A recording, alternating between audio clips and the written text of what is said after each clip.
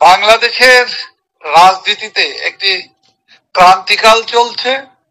বাংলাদেশের মানুষের এখন ন্যূনতম গণতান্ত্রিক অধিকার এখানে বিরাজমান নেই।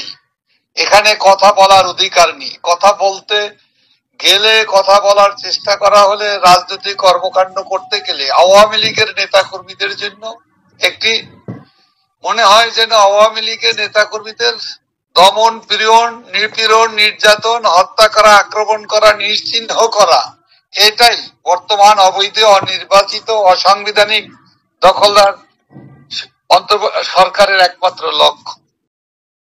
নমস্কার, আমাদের সঙ্গে এই মুহূর্তে সংযুক্ত আছেন আফম বাহাউদ্দিন নাছিম।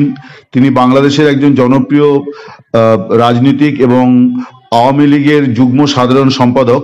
আমরা তার সঙ্গে কথা বলবো। বুধবার বাংলাদেশের যে কমিশনগুলি করা হয়েছিল, সংস্কার কমিশন, সেই সংস্কার কমিশনের 4টি কমিশনের সুপারিশ আজকে জমা পড়েছে। তার মধ্যে উল্লেখযোগ্য হচ্ছে যে সংবিধান সংশোধন কমিশন, তারা যে সুপারিশগুলি করেছে, আমরা সেই বিষয়গুলি নিয়ে মিস্টার নাছিমের বক্তব্য আগে শুনবো। মিস্টার নাছিম, আপনাকে দ্য ওয়ালে অনেক স্বাগত জানাই। আপনি তো নিশ্চয়ই শুনেছেন যে কমিশনের সুপারিশগুলি, তো এই ব্যাপারে যদি আপনাদের অভিমতটা একটু জানান। ধন্যবাদ। ওয়ালের পক্ষ থেকে আমাকে আমন্ত্রণ জানানোর জন্য আমি আপনাদেরকে সবাইকে আমি শুভেচ্ছা জানাই। বাংলাদেশের রাজনীতিতে একটি ক্রান্তিকাল চলছে। বাংলাদেশের মানুষের এখন ন্যূনতম গণতান্ত্রিক অধিকার এখানে বিরাজমান নেই। এখানে কথা বলার অধিকার নেই। কথা বলতে গেলে, কথা বলার চেষ্টা করা হলে, রাজনৈতিক কর্মকাণ্ড করতে গেলে আওয়ামী লীগের নেতা কর্মীদের জন্য একটি মনে হয় যেন আওয়ামী লীগের নেতা কর্মীদের দমন, পীড়ন, নিপীড়ন, নির্যাতন, হত্যা করা, আক্রমণ করা, নিশ্চিহ্ন করা, এটাই বর্তমান অবৈধ, অনির্বাচিত, অসাংবিধানিক দখলদার সরকারের একমাত্র লক্ষ্য। আজকে বাংলাদেশের যে সংবিধান সংশোধনের নামে যে প্রস্তাব, যে কমিশন উপস্থাপন করেছে, এ বিষয়টি নিয়েই আমি দু একটি কথা বলতে চাই। মহান মুক্তিযুদ্ধে যে 30 লক্ষ শহীদের রক্তের বিনিময়ে, 2 লক্ষ মা বোনের সম্ভ্রমহানির বিনিময়ে আমরা যে মহান স্বাধীনতা পেয়েছি, স্বাধীন সার্বভৌম রাষ্ট্র পেয়েছি, জাতির পিতার স্বপ্নে সোনার বাংলাদেশ পেয়েছি, সেই বাংলাদেশের মুক্তিযুদ্ধের যে 4টি মূল স্তম্ভ ছিল, মূল নীতি ছিল, যার উপর ভিত্তি করে এত আত্মত্যাগ, এত আত্মবলিদান, এত ত্যাগের মধ্যে দিয়ে আমরা যে স্বাধীনতা পেয়েছি, যে সংবিধান পেয়েছি, সেই সংবিধানের মূল স্তম্ভকে, 4টি স্তম্ভকে অতীব গুরুত্বপূর্ণ, তার 3টিকেই বাদ দিয়ে দেওয়া হয়েছে। বিশেষ করে অসাম্প্রদায়িক বাংলাদেশ, যেটা বাঙালি জাতির 1000 বছরের ঐতিহ্য, সেই অসাম্প্রদায়িক বাংলাদেশের ধর্মনিরপেক্ষতা কত পবিত্র যে শব্দটি সংবিধানের মূল মন্ত্র, সেটাকে বাদ দেওয়া হয়েছে। তার মানেটা হলো সাম্প্রদায়িক সম্প্রীতির যে বাংলাদেশ, এখানে হিন্দু, মুসলিম, বৌদ্ধ, খ্রিস্টান সবাই আমরা এখানে পাহাড়ি জনগোষ্ঠী বসবাস করি। যার যার ধর্মের প্রতি সমান মর্যাদা, সেটাই হলো ধর্মনিরপেক্ষতা। সেই শব্দটিকে এখান থেকে বাদ দেওয়া হয়েছে।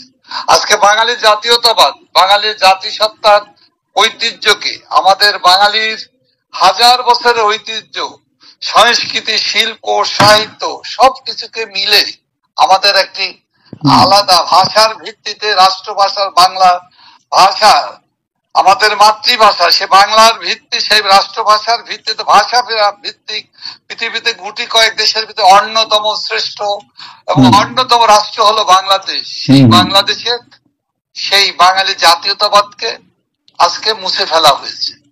আমি জানি না যারা এই কাজটি করেছেন তারা কি উদ্দেশ্যে করেছেন। তারা কি বাংলাদেশকে ভঙ্গুর রাষ্ট্রে বানাতে চায়? বাংলাদেশের সাম্প্রদায়িক সম্প্রীতি নষ্ট করে দিয়ে জঙ্গিবাদী গোষ্ঠী, উগ্র সাম্প্রদায়িক শক্তিকে এবং সন্ত্রাসী গোষ্ঠীকে উস্কে দিয়ে বাংলাদেশকে কি, বাংলাদেশের মতোই পবিত্র মাটিকে কি সাম্প্রদায়িক শক্তির, জঙ্গিবাদী শক্তির, উগ্রবাদী শক্তির, সন্ত্রাসী শক্তিদের কি অভয়ারণ্য বানাতে চায় কিনা? হুম হুম যার মধ্য দিয়ে আমাদের আত্মমর্যাদা, আমাদের গৌরব গাথা, বাঙালির গৌরব গাথা, বাঙালির হুম মর্যাদা, বাঙালির অসাম্প্রদায়িক চেতনাকে ভুলণ্ঠিত করা, এই হুম অধিকার এদেরকে কে দিয়েছে? এদের তো কোনো ম্যান্ডেট নাই। এদের কোনো জনগণের কোনো ম্যান্ডেট ছাড়া অনির্বাচিত, অসাংবিধানিক, অবৈধ দখলদার সরকারের ইচ্ছা পূরণের জন্য হুম হুম বাংলাদেশের সংবিধানকে ক্ষত বিক্ষত করা, বাংলাদেশকে পাল্টে দেওয়ার ষড়যন্ত্র বলেই হুম আমি মনে করি বাংলাদেশের 18 কোটি মানুষ মনে করবে। হুম হুম তো তো এই বিষয়টাকে এখন তো এটা সুপারিশ করেছে, এরপরে হয়তো এটা কার্যকর করার চেষ্টা করবে। আপনারা কি মানে বাংলাদেশের অন্যান্য রাজনৈতিক দল যারা আছে তাদের প্রতি কি কোনো আহ্বান জানাবেন যে সকলে মিলে এটাকে প্রতিহত করা, মানে এরকম কোনো বিষয়, বা আপনারা কিভাবে এই পরিস্থিতিটাকে মোকাবিলা করবেন সেইটা? কারণ মোহাম্মদ ইউনূস তো ঘোষণা করেছেন যে উনি কিছুটা মানে সংস্কার করে তারপরে যদি নির্বাচন করার হয় করবেন আর কি। তো এই পরিস্থিতিতে আওয়ামী লীগ কি করতে পারে? আমরা মনে করি আওয়ামী লীগের পক্ষ থেকে একজন সদস্য হিসেবে হুম আমি এটা বলতে পারি, বাংলাদেশের মানুষ এই সংবিধান পরিবর্তনের, সংশোধনের যে উদ্যোগকে, এর অধিকার এদের নেই। অনির্বাচিত অসাংবিধানিক সরকারের এর দায়িত্ব না।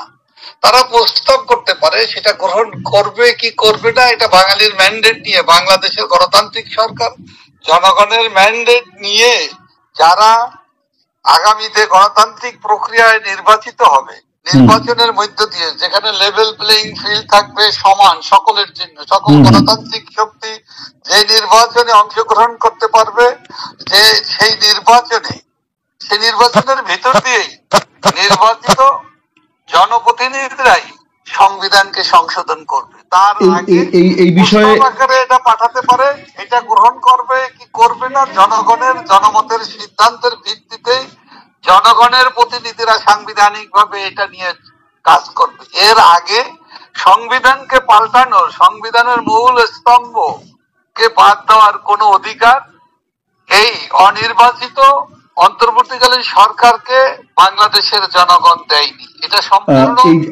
রূপে জনগণের মতামতের ভিত্তিতেই, গণতান্ত্রিক প্রক্রিয়ার ভিত্তিতেই, সাংবিধানিক ভাবে এটা জনগণের নির্বাচিত প্রতিনিধিরাই এটা প্রয়োজনে সংশোধন, বিয়োজন, পরিবর্তন করতে পারে।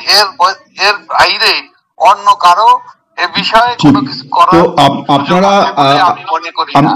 হ্যাঁ, আমি আপনার বক্তব্য বুঝতে পেরেছি। আপনি বলতে চাইছেন যে নির্বাচিত সরকার এটা এসে করবে, তো নির্বাচিত সরকারের জন্য তো নির্বাচন দরকার।